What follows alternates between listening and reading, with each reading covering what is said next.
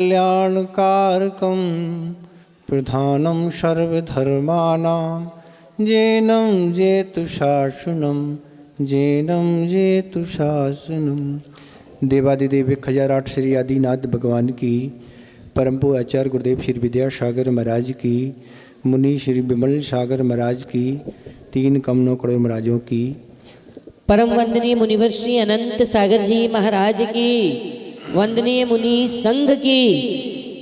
आचार्य कहते हैं विषयों की प्रवृत्ति इस संसारी प्राणी को कहाँ तक गिरा देती है, इसका अनुमान लगाना बहुत कठिन है। विषयों में प्रवृत्ति करने वाले जीव अपनी बदनामी आदि की चिंता नहीं करते हुए उन पापों और विषयों में लीन हो जाती है। ऐसे एक कथानक आगम में आता है। एक राजा था और राजा के यहाँ एक कन्या थी। उस कन्या ने 8 दिन के उपवास किए और 8वें दिन वह भगवान की पूजन करके पिता के पास आई और पिता के पास जैसी गई वह काफ़ी बहुत सुंदर थी और उसका रूप देखकर पिता का मन उस कन्या के साथ विवाह करने का हो गया।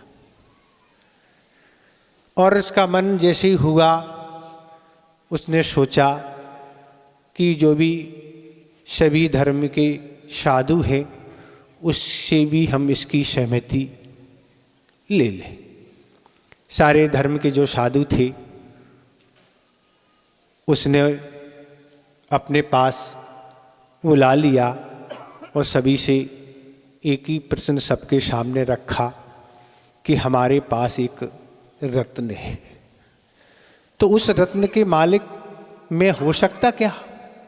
तो दिगंबर साधु को छोड़ के सभी जो साधु थे उन्होंने एक मत से यही बात कह दी, राजन आप ही उस रत्न के मालिक हैं।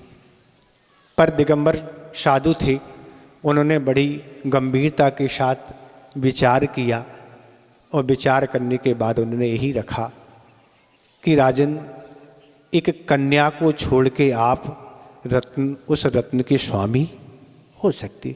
चूंकि वह दिगंबर साधु समझ रहे थे कि ये क्या पूछ रहा है और आप उस रत्न के स्वामी भी हो सकते हैं, पर पिता के नाते। दिगंबर साधु क्या? पिता के नाते आप उसके स्वामी भी हो सकते हैं। ये बात राजा को उचित नहीं लगी और जितने भी दिगंबर साधु उसके नगर में थे सारों को नगर से बाहर करा दिया। आचार्य कहते जो दिगंबर साधु इस सम्यक दर्शन में कारण होते हैं, विशुद्धि में और पुण्य संचय में कारण होते हैं, जो ऐसे साधुओं की अवज्ञा करते हैं उनकी तो दुर्गति ही होती है। जो आराधना और पूजा के योग्य है पर उसने ये उचित नहीं समझी, सारे लोग को बाहर करा दिया और अपनी ही कन्या से विवाह कर लिया। और विवाह होने के बाद एक पुत्री और एक पुत्र उससे उत्पन्न हुआ। धीरे धीरे पुत्री विवाह की हो गई, उस पुत्री का विवाह कर दिया। विवाह होने के बाद बालक भी बड़ा हो चुका था। बालक एक दिन घर के बाहर राजकुमार के साथ खेल रहा था और जो उसके साथी थे राजकुमार, वह नए नए वस्त्र और नए नए आभूषण पहने हुए थे और देख के उस बालक को लगा कि हमारे पास तो कुछ है ही नहीं और ये आज सारे के सारे नए वस्त्र और आभूषण पहन के आए हैं। तब उन बालकों से पूछा आपको ये आभूषण और वस्त्र नए नए कहाँ से उपलब्ध हुए? तब उन बालकों ने बताए हमारे मामा के घर से ये सब आभूषण और वस्त्र आए हुए हैं। बड़ी सोच में पड़ गया तो खेल ले, पर खेल में अब मन नहीं लगा और तुरंत उस स्थान से अपने घर वापस आ गया और आके माँ को सारी बात बताई कि सारे बालक जो हमारे साथी हैं वे तो नए नए आभूषण और वस्त्र पहने हैं, पर माँ हमारे पास तो वही पुराने हैं। क्या हमारे मामा नाना नए वस्त्र और आभूषण नहीं भेजते क्या? माँ क्या कहे, माँ तो उस कथा को क्या कहे। माँ अपनी पाप की चर्चा क्या करे। तब माँ ने बहुत उसको टालने का प्रयास किया, पर वो बालक जिद पकड़ गया और कह रहा है, नहीं, आप तो ये बताओ हमारे मामा और नाना कहाँ हैं? वो हमारे लिए वस्त्र और आभूषण क्यों नहीं बेचते हैं? जिद इतनी तेजी से पकड़ गया कि माँ को अपनी बात बताना पड़ी। माँ कहती है, जो पाप हमारे साथ हुआ है वह दुनिया में किसी के साथ नहीं हुआ होगा। उस पाप की हम कथा क्या सुनाएं? जो हमारे पिता हैं वो तुम्हारे पिता हैं, और ऐसे अत्याचार के साथ हमारे पिता ने ही हमारे साथ विवाह कर लिया। बालक लगभग 14 वर्ष का था। बालक यही कहता है, जिस समय तुम्हारे पिता तुम्हारे साथ विवाह कर रहे थे किसी ने विरोध नहीं किया? तो माँ कहती है, जितने भी दिगंबर साधु को छोड़ के जितने भी लोग थे सारे लोगों ने सहमति दे दी, पर दिगंबर साधु ने इस बात का विरोध किया तो उनको नगर से बाहर कर दिया। तो वो दिगंबर साधु कैसे होते हैं, आप हमें स्वरूप बताएं। वह अबोध बालक भी इस तरह की जिज्ञासा रख रहा है। तब माँ ने बताया कि वह वस्त्रों से रहित होते हैं, दिगंबर अवस्था में रहते हैं, धन दौलत उनके पास नहीं रहती है, दिन में एक बार ही वह भोजन करते हैं। वह भी श्रावक के घर जाके भोजन करते हैं, पैदल विहार करते हैं, हाथ से ही बालों को उखाड़ते हैं। इस तरह की सारी उनकी गतिविधियाँ होती हैं कि वह परिग्रह के नाम पर मात्र कुछ भी नहीं रखते हैं, उपकरण के रूप में पिची कमंडल शास्त्र ही रखते हैं। इस तरह की उनकी एक अनूठी तप साधना से वह निरंतर लीन रहते हैं, पर के उपकार में निरंतर वह लगे रहते हैं और क्षमता के वह धनी होते हैं। उन पर अगर किसी तरह का कोई उपसर्ग प्रहार किया जाता है तो वह क्षमता से उसको सहन करते हैं।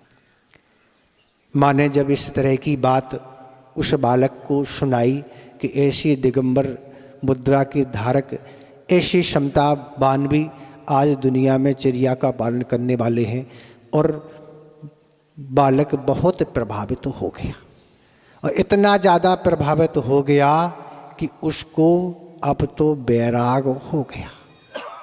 घटना के कारण तो बैराग उसको हो ही गया था। जैसे उसने माँ से सुना था कि जो हमारे पिता हैं वो तुम्हारे पिता हैं, इतने भी लोग गिर जाते हैं विषयों के कारण। तो जब तो उसको बैराग हो गया था, पर चर्या सुन के भी उसको इस मुद्रा का धारण करने का भाव बन गया कि अब हमें इसी मुद्रा को धारण करना है। संसार में विषयों की पूर्ति करने से इस तरह की घटनाएं घट जाती हैं, इस तरह के लोग पाप कर बैठते हैं। और उस बालक का मन हो गया और वह एक दिगंबर आचार्य महाराज के पास पहुंच गया और सारी कथा अपनी सुना दी और दीक्षा के लिए निवेदन कर दिया। आगामी जीवन जिसका सुंदर है, ऐसे आचार्य महाराज ने जान लिया कि इसका भविष्य बहुत अच्छा है और जाके उसको दीक्षा प्रदान कर दी। मुनि दीक्षा प्रदान करने के बाद वह अनेकों जगह विहार करने लगे, और विहार करते करते जहाँ उसकी गृहस्थ जीवन की बहन का विवाह हुआ था वहाँ वह आहारचर्या को जा रहे थे।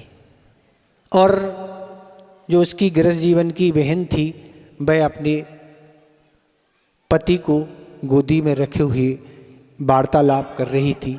जैसी बहन ने देखा कि ये तो हमारे पूर्व जीवन के भाई हैं और इन्होंने दिगंबर दीक्षा धारण कर ली, और वह पति को उसने सिर को उठा के नीचे रखा और वह आई और तुरंत चरणों में ऐसी लौट गई और रोने लगी। उनको नमोस्तु किया और नमोस्तु करने के बाद जैसे उसके पति ने देखा कि इस तरह के लोगों को ये नमोस्तु कर रही है, क्योंकि वह श्रद्धा से रहित थे और उन्होंने मुनि महाराज को मारना प्रारंभ कर दिया। इतना ज़्यादा पीटा, इतना ज़्यादा पीटा कि वह मूर्छित हो गए। अब वह क्या करे, मैं तो कुछ कर नहीं सकती है, आस्था श्रद्धान सब कुछ है, पर पति के आगे वह क्या करे। इतनी ज़्यादा मूर्छा आ गई कि वह बेहोश हो गई। तब जो पूर्वजन्म की माँ थी वह मरण को प्राप्त होकर बेंतरी बनी हुई थी, उसने अवधि ज्ञान से जाना कि मुनि महाराज पर इस तरह का उपसर्ग आया है। चूँकि इस तरह की माँ, चूँकि पहले ही ये अपराध उसके साथ हुआ था तो उसका जीवन बहुत कष्टमय दुखमय था, पर वह नहीं जानती थी कि इस बालक को अगर हम मुनिचर्या का स्वरूप बताएंगे तो ये मुनि मुद्रा को धारण कर लेगा। एक कष्ट तो पहले ही था, पर एक पुत्र को वैराग उत्पन्न होकर दीक्षा धारण करने के बाद और ज़्यादा उसको दुख होने लगा और वह आर रोध ध्यान के कारण बेंतरी मरण करके बेंतरी बन गई।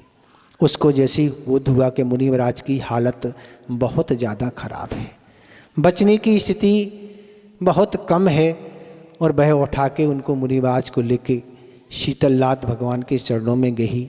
जो भी तत्संबंधी उपचार था किया, पर स्थिति बहुत ज़्यादा खराब हो गई थी और उसमें जाके उन्होंने समाधि मरण करके, और समाधि मरण करने के बाद वह देव पर्याय को प्राप्त हुई। तो ये विषयों की आशा जिज्ञासा है। विषयों की प्राप्ति के लिए व्यक्ति अपना एक कितना दुनिया में यश फैला है, प्रशंसा होती है, पर आचार्य कहते धर्म जिसके अंदर नहीं है वह कुछ भी कर सकता है, पर जिसके अंदर धर्म है तो क्या है, वह इन सब चीज़ों से बचा रहता है और आगामी जीवन को वह सुंदर बना लेता है। अन्यथा जिसके अंदर धर्म में, जिसकी धर्म में प्रवृत्ति नहीं है, जो पाप के फल को नहीं समझते हैं कि हम जो भी करने वाले हैं उसका फल हमें क्या मिलेगा, कैसी हमें दुर्गति में जाके अनेक तरह के कष्ट उठाना पड़ेंगे, वह इस तरह की गलतियां करते रहते हैं। पर वस्तुतः जो इन सब स्त्रियों को समझते हैं वह इन पापों से दूर रहते हैं। पहले भी हमने आपको एक कथा सुनाई थी, अभी भी आपको एक कथा सुनाई है। आप कथाएं अनेक सुनते रहते हैं, सुनाते रहते हैं, पर आचार्य कहते हैं सुनना और सुनाना तो ठीक है, पर इस कथा से हमें शिक्षा क्या लेना है, कैसे प्रसंगों से हमें बचना है, ये समझना बहुत महत्वपूर्ण है। जैसी गलती उस राजा के साथ हुई कि इतना अपना जीवन तो सामने वाले ने मिटा ही लिया, जो यश दुनिया में था वह सारा अपयश में बदल गया और उस अपनी कन्या का जीवन भी क्या कर दिया, दुखमय कर दिया, कष्टमय कर दिया। वह आखिर किससे क्या कहे। तो इस तरह के प्रसंग उपलब्ध होते हैं, पर उन प्रसंगों से हम अगर बचते हैं और अपने आप को संभाल के रखते हैं, जो भी आज साधन निरंतर बढ़ रहे हैं, संगति निरंतर इस तरह की बढ़ रही है, उन साधनों और संगति से अगर नहीं बचेंगे तो ऐसी घटना घटने में कोई समय लगने वाला नहीं है। और आचार्य कहते हैं कि ऐसा मनुष्य जीवन मिलना, सब कुछ अच्छा मिलना, इसमें भी हम अगर कल्याण के लिए कार्य नहीं कर सके तो आगामी जीवन का कोई भरोसा नहीं। किस आयु का हमारा बंध होगा, कहाँ हम पहुँचेंगे। जब सारी अनुकूलता यहाँ हैं, मनुष्य पर्याय मिला है, सब अच्छा वातावरण, संगति सब कुछ है, फिर भी हम अपने परिणामों को नहीं संभाल सके और आगामी जीवन को सुंदर बनाने के लिए कुछ अच्छा कार्य नहीं कर सके, तो यूँ निकला है। ऐसे ऐसे विधान हो रहे हैं जिनमें लोग आके उस अनुष्ठान को बहुमान के साथ करके पाप का क्षय और पुण्य को संचय कर सकते हैं। समय तो दुनिया के पास बहुत है। लोग हमेशा व्यस्तता के लिए कहते हैं हम बहुत व्यस्त हैं, बहुत व्यस्त हैं। ये तो सोचो हम किस कार्य में व्यस्त हैं ना। आचार्य महाराज ने यही कहा था कि मन लग रहा ये महत्वपूर्ण नहीं, मन कहाँ लग रहा ये महत्वपूर्ण है। मन तो है कहीं ना कहीं लगेगा ही। समय इतना सारा है तो मन तो कहीं ना कहीं लगेगा, पर ये मन की खोजबीन करो, वो मन कहाँ लगा है, किस अनर्थ को वह कर रहा है, वो किस अनर्थ को वह चाह रहा है।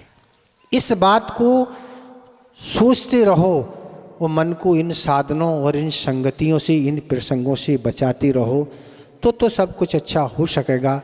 अन्यथा यूँ जीवन निकल जाएगा और जिस आयु का बंध होगा उस आयु में जाना ही पड़ेगा। ये तो सिद्धांत है, क्योंकि बाकी चीज़ों का तो संक्रमण हो जाता है, पर आयु एक ऐसी है जिसका संक्रमण नहीं होता।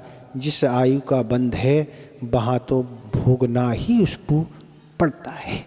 दर्शन मुनि और चारित्र मुनि इनका भी संक्रमण नहीं, बाकी सारे कर्मों का संक्रमण हो जाता है, पर इनको तो उसी रूप में उनका उपयोग करना पड़ता है।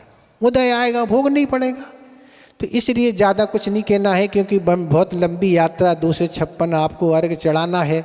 ज़्यादा विस्तार से आपको, आप तो इतने दिन से भैया आपको समझा ही रहे ना, खूब आपको मिल रहा है, भैया भी समझा रहे, महाराज भी समझा रहे, सब समझ रहे, पर हमारे अंदर कितना पहुंच रहा है कि इस यहाँ से जा रहा हो, यहाँ से, इसलिए 2 कान बनाए हैं महाराज के, यहाँ से डालो, यहाँ से निकाल दो।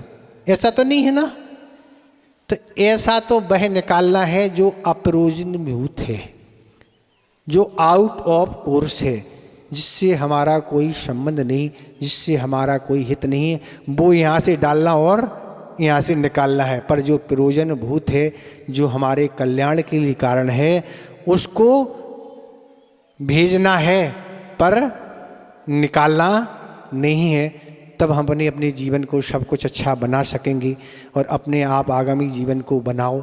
ऐसे अवसर मिलते हैं विधान पंचगण आदि के अनुष्ठानों के, उन अनुष्ठानों से अपने मन को जोड़ो, अपने तन को जोड़ो, अपने वचन को जोड़ो, अपना समय वहीं दो, तो सारे अनर्थों से हम बचते चले जाएंगे और इसी सिद्धत्व की श्रेणी में हमारा भी नाम आ जाएगा।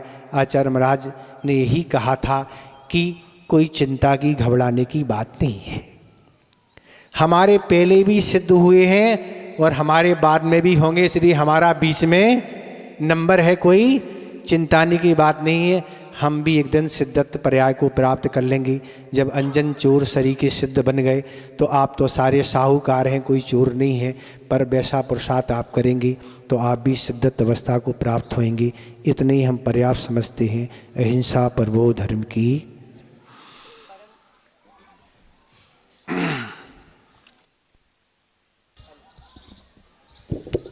बोलिए परम वंदनीय मुनिवर श्री अनंत सागर जी महाराज की।